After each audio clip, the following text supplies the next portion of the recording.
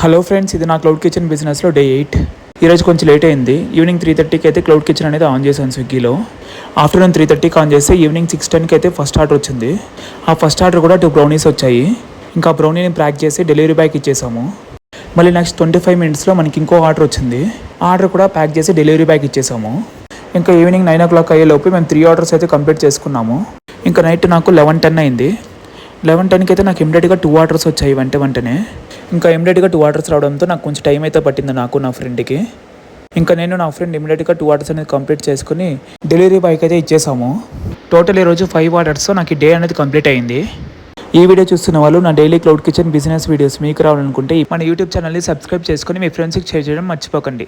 మీరు కూడా ఆర్డర్ చేసుకోవాలనుకుంటున్నారా? అయితే వెంటనే స్విగ్గీ ఓపెన్ చేసి మా క్లౌడ్ కిచెన్ నేమ్ వచ్చి టోస్ట్రీ మీద క్లిక్ చేయగానే మీకు కావాల్సిన ఫుడ్ ఐటమ్ అయితే ఆర్డర్ చేసుకొని తప్పకుండా రివ్యూ ఇవ్వడం అయితే మర్చిపోకండి.